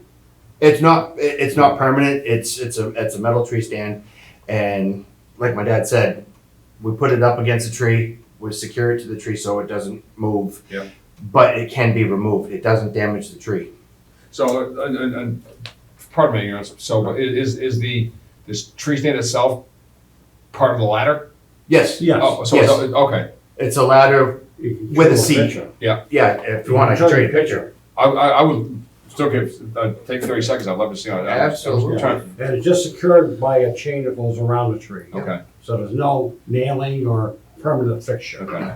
So just to fill everyone in here, this is my mistake. I had honestly forgotten about you guys coming in today, so that's why this isn't. Oh, Jesus, I'm sorry. All right. There goes the big money. There goes the HDMI. Sorry about that, that's a $12,000 fix. So that's basically what the tree Oh, I stand is. They're different types. And then the chain goes on the back. Correct, Yeah, just go All right. around the back. All right, just like that. Okay, all right. How tight is the chain to the tree? It's just secure enough, just so it doesn't fall. And you can go up every year and loosen it as the tree grows. Yeah, we loosen it up to give expansion for the tree growth. When is this used? Excuse me? No, When is it, I'm when fine. is it used and what is it used for? It's deer hunting season, bear hunting season, and turkey season. At the end of October, it starts, or I'm sorry, I take it back. It's September. September is bear season, and then from September to December 31st, is when the season ends. So from September to December is when it's occupied, and then This is right next to the hiking trails, correct? it's off the hiking trails, yes. Yes, it's right near the trails. Oh, right near them? It's Yeah. not. How far, please? About 100, Three. couple hundred yards. Couple hundred yards. Yeah, so when there's people hiking in the woods, we're not visible to them. We can't see them. We I'm can more hear them. interested in whether they're visible to you as a hiker. With our camouflage during the bow season, No. no, they can't see us. Young season, you have to wear orange. For less than orange, you're very visible. So, I'm sorry, have you been using one all along, or is this like a first time type of thing? We put one up this year. You did, okay. We had to take it down because the law states it's gotta be taken down unless you have written permission from the people who own the land. And that's us. That should. Okay, okay. And Yes, you're ma'am. saying you wanna leave it up because you're old and you have arthritis? Yeah. Can't you just make your son do it? I was about to It's- ask it's- that It's a question. two-man job. It's a two, it is, They're you are very right, heavy. it is a two-man job. It's very heavy. And I figure, I had suggested that they come before us because I can't give them permission on my own. So as long as it's fine with you, I would suggest that we issue them a letter that states, from this date to this date, it's acceptable for them to leave up the stand. And then if they would like to renew that, they could come back next year and do it as necessary. But Is this gonna set, how many are there within our conservation lands that we know of I have no idea. that we're setting up a precedent for? That's what I'd worry about. Suddenly we're gonna have, it's essentially saying it's a protected hunting area for these two gentlemen. And I understand why you're doing it, but now what's gonna happen when 50 other hunters come in here and say, yeah, we wanna hunt there too. I'm more concerned about this as that kind of setting a precedent than I was about somebody going up into the hills and taking 5 saplings Right. for their plant work. Yeah, their bonsai, Oh, that's right. because that was mentioned. Well, there are already other hunters in the area. We've mucked them to walking in and out. So it's not just us. But you understand what I'm saying, is you're putting up a tree stand, that it's kind of, They're gonna take theirs down. Yeah, they're not gonna put one up close to you, that you're kind of making that your private hunting ground. Oh, see, I'm more worried about them coming in and saying that they want, to make their tree stands permanent. Well, that's what I mean, yeah, again, so. How secure is it? Is it an attractive nuisance? I mean, kids can probably going see it, through, right? or they're gonna, They're not a nuisance, it's just, no, I mean, it's not a nuisance. An attractive nuisance is enticing a 12-year-old kid to climb up and fall off. There's a feature that we can attach to it, to the ladder, to keep people from accessing the ladder. Is that attached now? No, sir, because it's They're not, not up. they're not up Oh, right it's not now. up now. But there is a feature that we can put on, Because you took it down legally by. Yeah, right. Correct. December Yes. 31st. Thanks. And just to make sure, so are you asking to keep this up year-round or just during season? I'd like to keep it year-round if possible. All right. Yeah, they have the right to put it up during seasons, my understanding. Yeah. So this request is to leave it. Leave it up year-round, okay. It's just that it's very, very heavy. And we just want to comply with the mass fishing game laws. Yeah, no, I understood. I appreciate you doing that.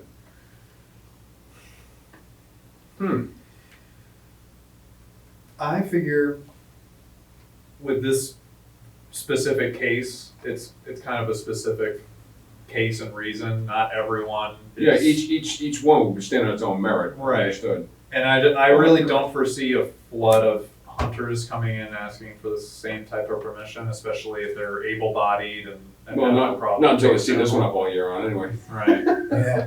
But I can say, from experience walking out around the woods, I see tree stands up all throughout the summer. Most people probably just leave them up without asking permission. So, Yeah, well, I found an abandoned one on my property up in New Hampshire. right, exactly. So people put them up and leave them up all the time.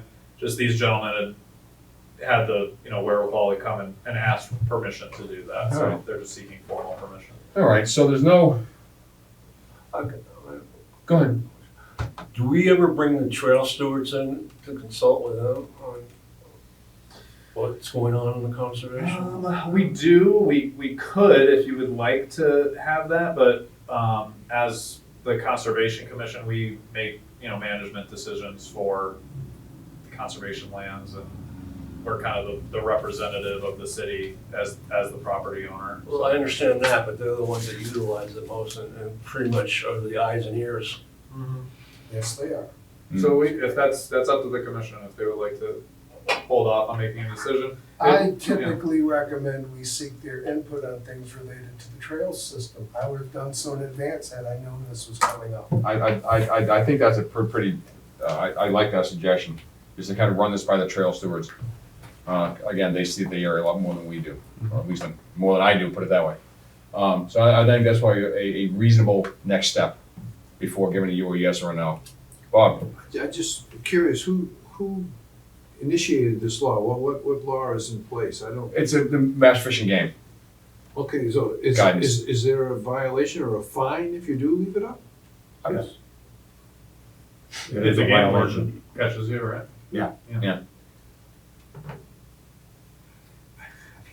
So we're gonna override what Mass. But if Fishing they, Game- if they have the If they have a permission of the written letter, landowner, they have a which written is letter. us. Right, Okay. which is why they're in front of us. Then, Right. then we're allowed to do it. Right, correct.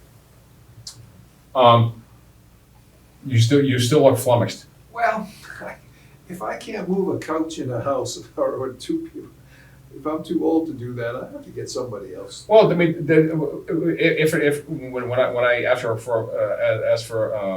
a motion, you can vote for it or against it. It's completely up to you. We don't have to vote lock, stock, and barrel, in unison. So.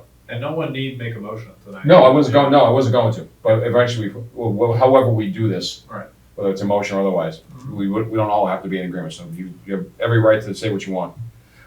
So I'd rather just talk to the trail stewards first. Okay. Get their thoughts on it. Fair enough.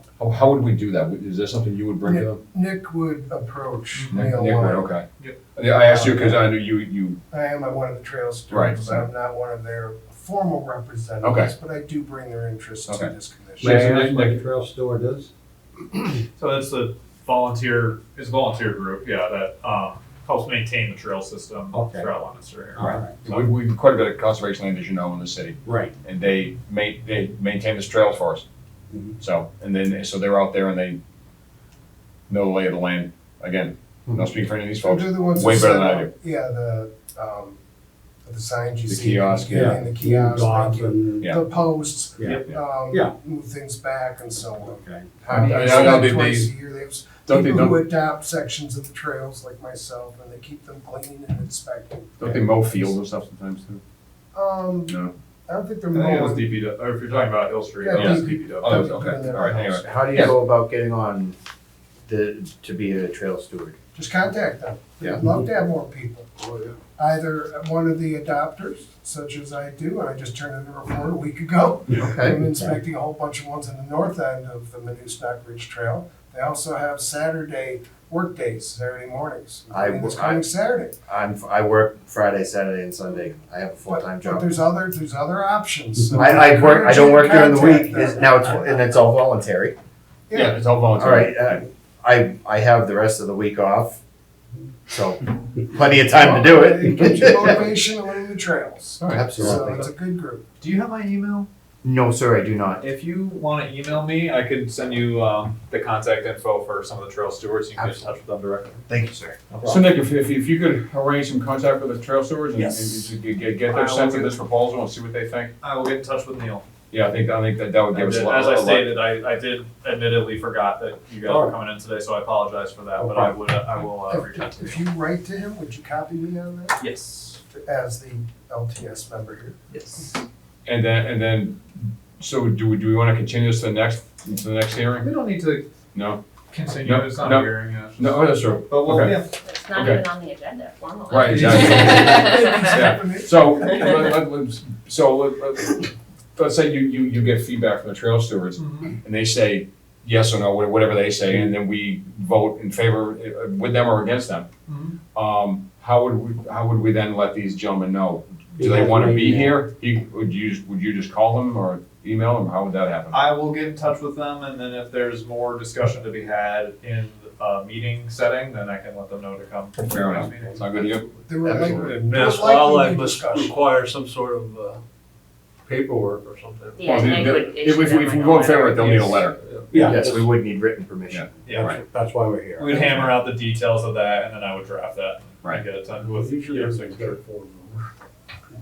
Was that? And we would put a Usually time everything limit. has a form number. Oh, yeah, no, it's just a letter on the city letterhead. Or just put a time limit on it, right, so it expires. at a certain- Yeah, Oh, that's, oh, yeah, that would be yeah, my recommendation, yeah. No, this would be a in perpetuity type of letter. No. Okay, all right, good. We have one more question? Sure. Okay, when we go into the hunting area, you got that big sign there?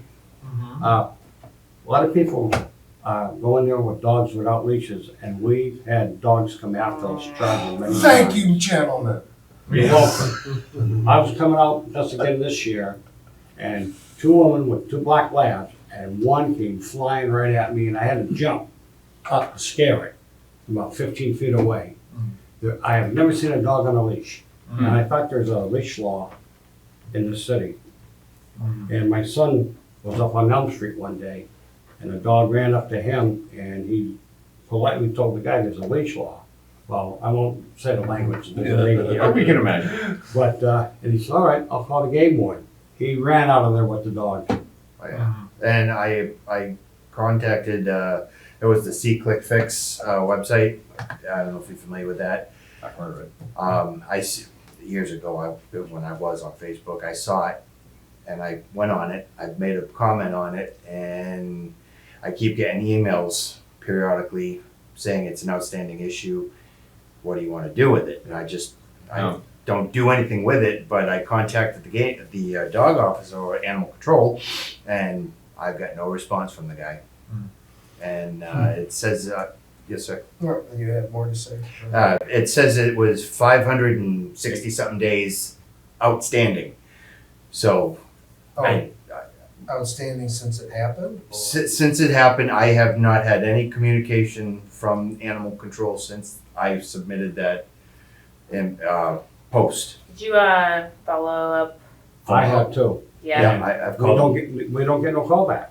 I brought the exact same subject up within a week ago with their agent, because I also reported my most recent dog attack, or dog charging. Yes. Was an attack. And for the first time in history, in my 4 years of hiking, the dog actually went back to the owner when requested.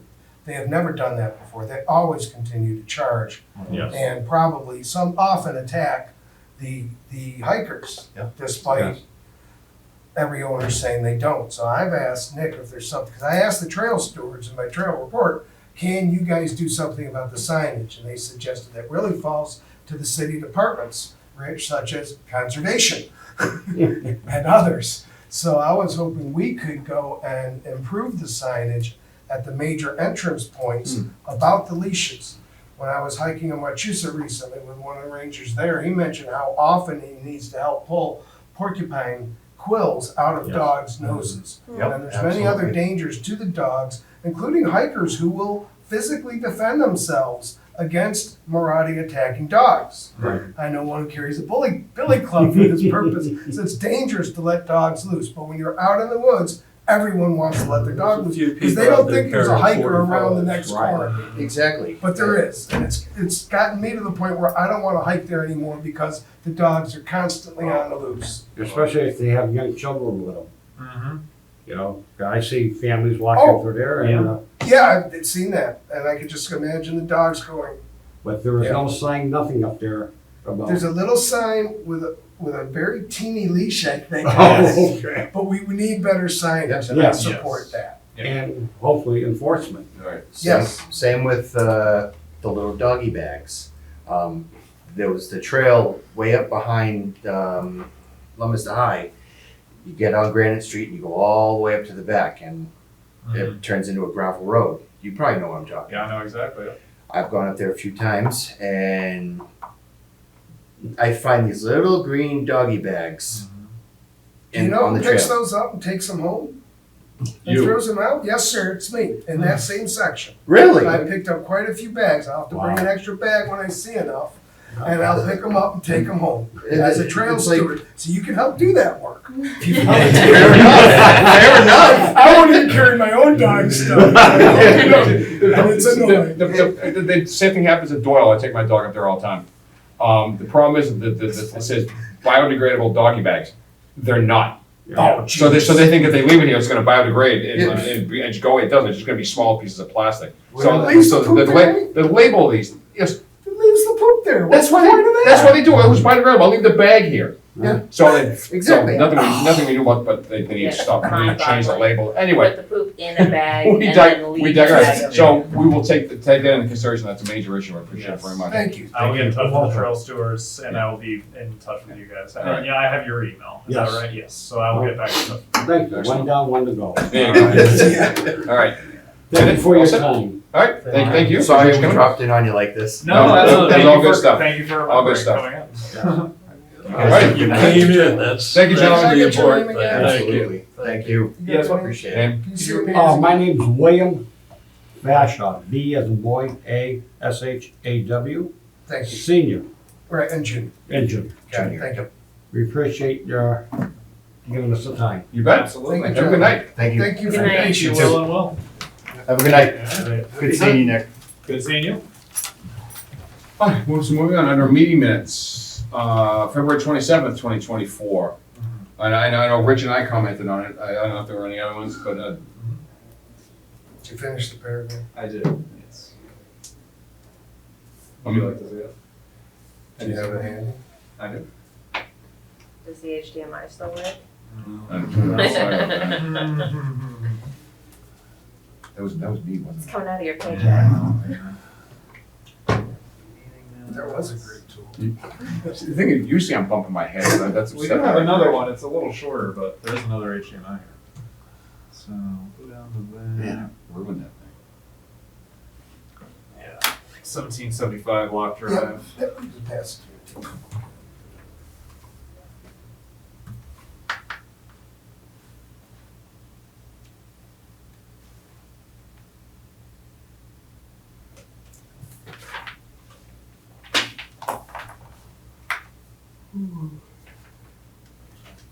There's just clarification on the lot numbers and Yeah.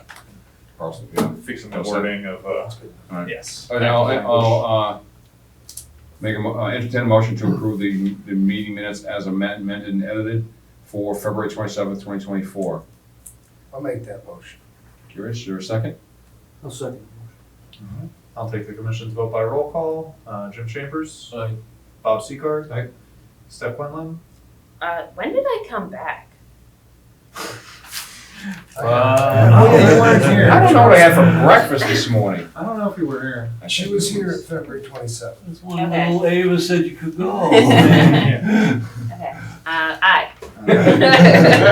Nick Vincent. Legitimate. Mike Seepy. Aye. Rich Gullick. Aye. And Chuck Raymond. Aye. All right. Only Mike was not here. I got you here on the 27th. Glad someone's keeping track. So moving on, I don't recall if I looked at the minutes for the next two. Can you tell? I did. I looked at them both. Oh, I'm sure, that doesn't surprise me in the least. Oh, that I'm wasn't sorry. your question, was it? No, it was not. Okay. Just My a peek. apologies. I think I probably have, but I'm not positive. May 28th, I know I didn't. I see Rich, Nick. Those are the only two. All right, if you could send links to where those are again one more time, and I will make sure I look at it by next meeting. Okay. So 26th and the May 28th. Right there on the meeting. Okay. I'll send them out again. I can't say I have the link, so I just need So the you link. wanna look at them? We can. All right. All right, good. And I'll have more All right. ready. Good, thank you, that's perfectly fine. Moving on, under budget, Pier Street Conservation sign. Yeah, so I don't know if anyone's been out by the new Pier Street Conservation parcel. It's Yeah. looking pretty good. So good. We got, oh, you have seen, okay. Yeah, so it's, we got like, pull off with 2 or 3 spots. There's a sign that says Pier Street Conservation. That happened so fast. I know. But the mayor is getting all the credit. You didn't accept any of the credit for that, isn't it? Well, we're just gonna pay for the sign, so. That's the credit we get, we get to pay for the sign. But I unfortunately have not gotten the invoice for the cost of that sign. DPW did all the work clearing that lot, putting the sign up. I was quoted like a couple $100 roughly for the sign and the installation, but I don't have that exact number. But when I do, I can put it on the next agenda and we can vote to allocate those funds for that sign. All right. But you showed me a picture of it, it's a very nice sign, I'll have to drive by it on the way home. It's very nice. I That saw it. blew my hair back seeing a sign up already. That Yeah. was so fast. Yeah, that's, I've never seen anything government move that fast. There's grant money reimbursement. Yeah. yeah, it was a stake, had to be done by the end of May. Yeah. All right, cool, yeah, so, So the grant money didn't cover the sign, we had one? It's worth That was it. just for the purchase the of the grant money was lot. for the Oh, land wow. itself, yeah, unfortunately. So I guess they took the old sign out, lots for sale. and they stuck this sign in those holes. No, they just flipped it around. Or that, that's fine. But anyway, that's Yeah, it's great like- progress. It was $875,000 was the cost of the lands, and the land grant reimburses 500,000 of that. So, and we will be getting that back now because we've satisfied the requirements. Correct. And thanks to everybody for their help and guidance and assistance and Very cool. sweet thoughts on that land, because I'm very glad that wasn't built on. Yeah. Moving on, under outreach, conservation tree walk at Barrett Park, this coming Saturday, June 15th at 9 a.m. That's right. So yeah, Barrett Park, tree walk, 9 a.m. I've had previous tree walks there, other tree walks during the winter time. So now we're gonna go looking at summertime trees. We got all the leaves and a lot of pretty parts of the trees are out this time of year. So it's gonna be a good time. Got like a handful of people signed up right now, but expecting more. Usually get a lot in a day or two before, so. And when I go, I just occurred to me I can't go, I got other plans, but I'm actually doing my river sampling Saturday, so I can't make it. And it's conveniently timed before the summer stroll. There you So go. if you're looking to go to the summer stroll, you can start your day off walking in the park. Good. If I may add a couple of things, I don't want to keep us here too long, I'll make it quick. Don't forget to look at our conditions, that we're all gonna look at the conditions and any comments on how we wanna update those. Give those comments and edits to Nick. That guy just had a hard copy. We weren't doing it that way at our last discussion. I thought we were. Well, it was you and Rich were mainly. Oh, it's just the and two then- of us. We were the main. That's what it was just you and me, that's right, And okay. But then I was everyone gonna else- do the editing, not Nick. No, I'm sorry, I'm sorry, never mind, it was Rich and me. But then if they wanna jump in, go Yeah, ahead. We're it's gonna on the come drive. back to you That's with right. suggestions. Yeah. Okay. The conditions, they're on the drive, so anyone that's interested Yeah. looking. So I did look at them, I didn't think any of them were unnecessary. No, I but- thought they were all I think many are unnecessary because it's over 5 pages and people won't read it all. that's a good It's point. just ineffective. It's a very good point. I don't know, I thought they were all relevant. but- Okay. All right, and one other one. It occurred to me today, with this whole conversation around the development out there in Willow Street, the two houses next door to each other. And I looked at this map as well, and I looked at the area on Google Earth myself, so even wider view. And this has occurred to me when I was on other conservation commissions, is that, okay, so each individual project kind of meets the requirements of the Wetlands Protection Act and or any bylaw that the city or town happens to have.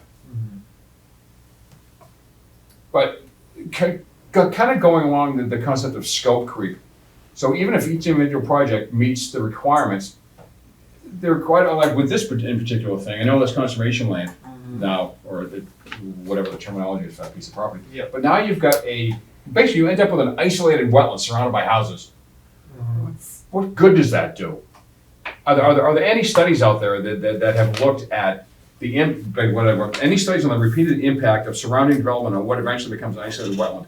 Basically, does that harm the integrity of the wetland function? I have no idea. I'm just curious if anybody either has seen stuff about that or would be interested in looking it up. I thought it'd be an interesting conversation to see if are we truly protecting the wetlands of the city, or are we just following the WPA and washing our hands and walking away? I don't know. I just thought I'd mention here in a public format. See if anybody had any thoughts, wanted to research. I know I'm going to look it up now that it's. I mean, certainly there are wildlife corridors that make that stuff attractive, and that's always near and dear to my heart. Yeah. I mean, when you get into a rural area, I mean, a residential area like this, what are we gonna do? I mean, Yeah. Well, I mean, there's still wildlife, just because there aren't like large migrations, wherever. Like there, No, that's what I'm saying, they're great little corridors. Yeah, I was walking to get my mail. A fox was like trotting up the road, and I had the kid in my arm. It got between me and the house. I was very nervous. Fox won't. I know that fox. Do you? I've seen it. Yeah, he's out and about. He barks a lot in the morning. Yeah, my wife saw a fox in front of our house on Pierce Street a couple weeks ago. So again, I But just thought. anyway, sorry. Yeah, bring it back. So I just thought, Love the tossed concept. out there, just an idea I had in my head, it may have no merit whatsoever. But it's just, again, that as with our charge to protect wetland function here in the city, I thought there might be something to it. It might not be, it's, again, it's still, tell us out there. I have an adjacent idea to that, not just with wetland, but with stormwater management. So I was looking, one of the reasons I asked for the topographic map earlier, not the LiDAR, but like the actual Right. topographic map. I didn't realize how much higher elevation everything gets like to the west of us, right? So when we get large Yeah, yeah. rain events, like that is all draining this way. That's why the Manusta got so hammered Mhm. last September. 'Cause it all So like came that- down from the western part of the state. Right, yeah, I didn't realize how likely that was to be repeated. Yeah. And stormwater management is, again, also, something that's under our umbrella to consider.